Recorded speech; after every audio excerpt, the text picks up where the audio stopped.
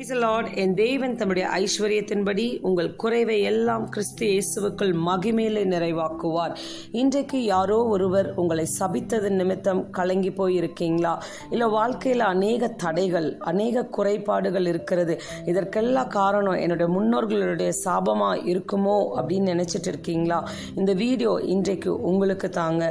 நீங்கள் கலங்காதீங்க. நீங்கள் ஏசப்பாவோடு கூட உறுதியாக இருங்க. ஏன்னு பார்த்தீங்கன்னா கலாத்தியர் 3:13 வசனம் சொல்கிறது, கிறிஸ்து நமக்காக சாபமாகி நியாயப்பிரமாணத்தின் சாபத்திற்கு நம்மை நீங்களாக்கி மீட்டு கொண்டார். தீமைக்கு தீமையும் உதாசீனத்திற்கு உதாசீனத்தையும் சரி கட்டாமல் அதற்கு பதிலாக நீங்கள் ஆசீர்வாதத்தை சுதந்திரித்துக் கொள்ளும்படி அழைக்கப்பட்டவர்கள் என்று அறிந்து ஆசீர்வதியுங்க. நானும் நீங்களும் இந்த பூமியில சாபத்துக்காக அழைக்கப்பட்டவர்கள் அல்லங்க. நானும் நீங்களும் இந்த பூமியில ஆசீர்வாதத்தை சுதந்திரித்துக் கொள்ளும்படியாக தான் ஏசப்பா அழைத்திருக்கிறார். உங்கள் சத்துருக்களை சிநேகியுங்கள், உங்களை சபிக்கிறவர்களை ஆசீர்வதியுங்கள், உங்களை துன்பப்படுத்துகிறவர்களை ஆசீர்வதியுங்கள். ஆசீர்வதிக்க வேண்டியதே அன்றி சபியாதிருங்கள்னு வசனம் சொல்கிறது.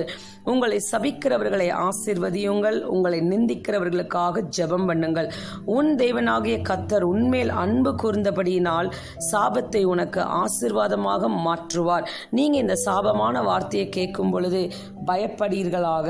உங்கள் தேவனாகிய கர்த்தர் தாமே உங்களுக்காக யுத்தம் பண்ணுவார். நமது தேவன் சாபத்தை ஆசீர்வாதமாக மாற்றுவார்னு வசனம் சொல்கிறது. இப்ப என்னென்ன வசனங்களை சொல்லி ஜெபிக்கணும்னா, நீங்க சொல்லுங்க, கர்த்தரே என் கண்மலையும் என் ரட்சிப்பும் என் உயர்ந்த அடைக்கலமானவர், நான் ஒருபோதும் அசைக்கப்படுவதில்லை. சாப வார்த்தைகளை கேட்கும் பொழுது அசைக்கப்படாமல் நீங்க நின்னுங்க. ஏன்னா ஏசப்பா அவர் எல்ரோயி, கர்த்தர் காண்கிற தேவன். உம்முடைய சமூகத்தில் பரிபூர்ண ஆனந்தமும் உம்முடைய வலது பாரிசத்தில் நித்திய பேரின்பமும் உண்டு அப்படின்னு சொல்லி ஜெபியுங்க. கர்த்தரை எப்பொழுதும் எனக்கு முன்பாக வைத்திருக்கிறேன், அவர் என் வலது பாரிசத்தில் இருக்கிறபடியால் நான் அசைக்கப்படுவதில்லை என்பதை இந்த வசனத்தை விசுவாசத்தோடு அறிக்கையிடுங்க. என் தேவன் எனக்கு நன்மை உண்டாக என்னை நினைத்தருளும், நீர் என்னை நம்ப பண்ணின வசனத்தை உமது அடியேனுக்காக நினைத்தருளும்னு சொல்லி ஜெபியுங்க. இந்த மாதிரி நீங்க ஜெபிக்கிற வேளையில உங்களை பார்த்து தேவன் சொல்கிறார், உங்களை எல்லாவற்றிலும் சம்பூர்ணமாய் இருக்க தேவன் செய்வார். எல்லா நற்கிரியைகளையும் நீங்க பெருக தேவன் கிருபை செய்வார். உங்களுக்கு சகலவித கிருபையை பெருக தேவன் வல்லவராய் இருக்கிறார். கர்த்தரின் ஆசீர்வாதமே ஐஸ்வர்யத்தை தரும், அதனோடு கூட அவர் வேதனையை கூட்டார்னு வசனம் சொல்கிறது. உன்னை ஆசீர்வதிக்கிறவர்களை ஆசீர்வதிப்பேன், உன்னை சபிக்கிறவர்களை சபிப்பேன் ஆண்டவர் சொல்கிறாருங்க.